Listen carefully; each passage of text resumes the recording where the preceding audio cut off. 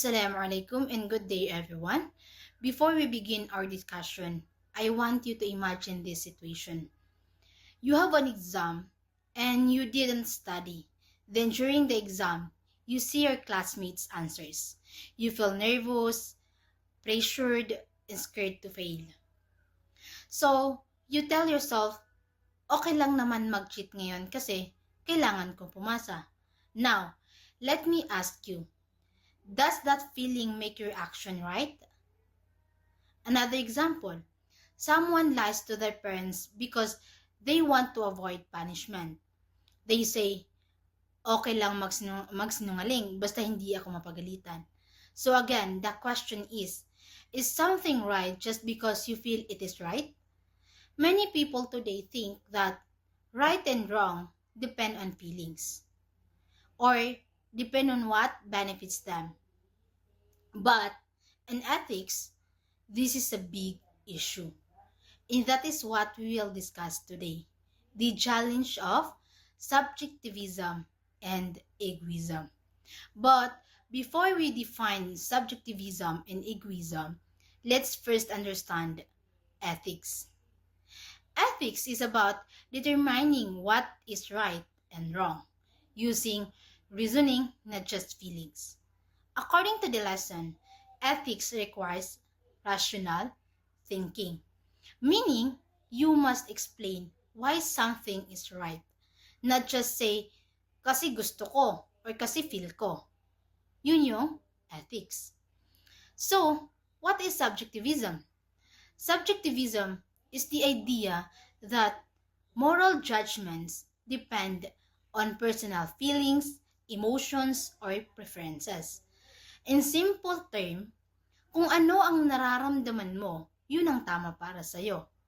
For example, a student says, cheating is okay for me because I feel desperate. So bakit nga ba siya naging subjectivism? Because the basis is emotion, desperation. There is no rational justification. He is not asking if it is fair or honest. He only follows his feelings.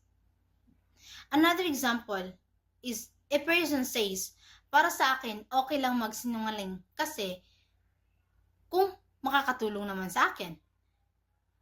So, naging subjectivism siya kasi the person is deciding based on personal preference, not based on truth or fairness. Ang problema sa subjectivism kasi is that feelings are not unstable. Maaring today you feel something is right, then tomorrow you might feel it is wrong. Another problem is it can justify bad actions. For example, a thief may say, I feel stealing is okay.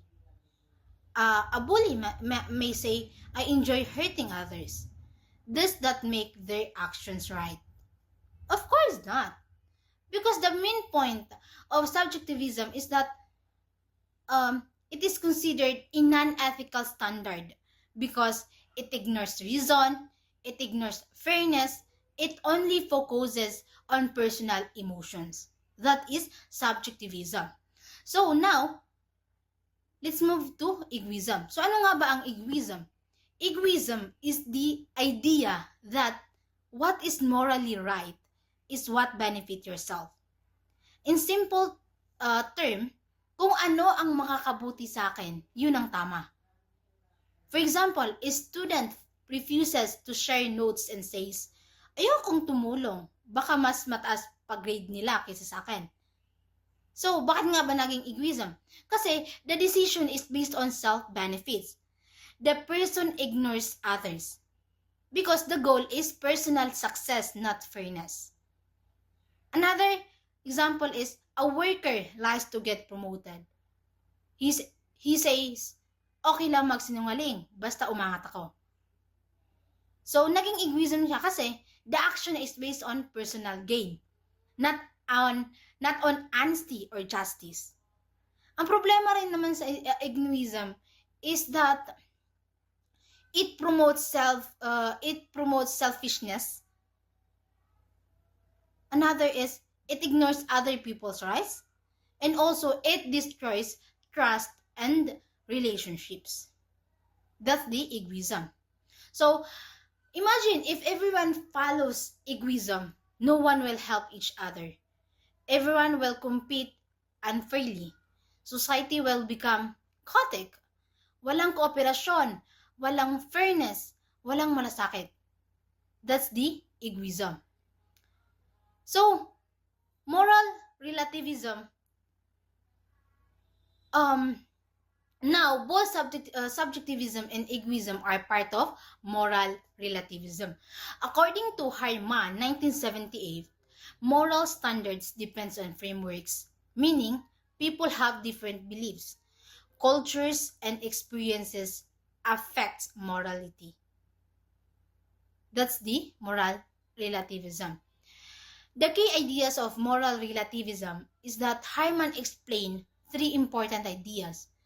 There is no single universal morality, different moral framework exists, and morality still matters and should not be ignored.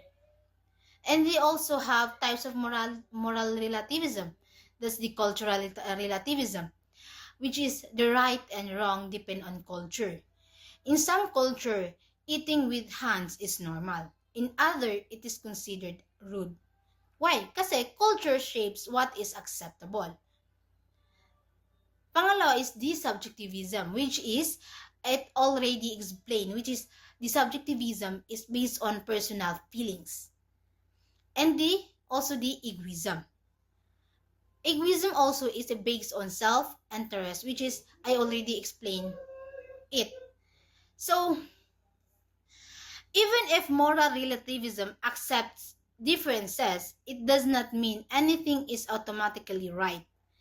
Ethics still requires reason, fairness, respect for others, not just feelings, not just self-goals. That's the moral relativism. To summarize this discussion, subjectivism is based on feelings, while egoism is based on self-interest. But both have limitation because they ignore rational thinking, they can justify wrong actions. Ethics is not just about kung ano ang gusto mo or kung ano ang makakabuti sa'yo. Instead, ethics is about thinking critically, being fair, considering others. That's the ethics. So now, to continue our discussion, let us listen to our next reporter. Thank you.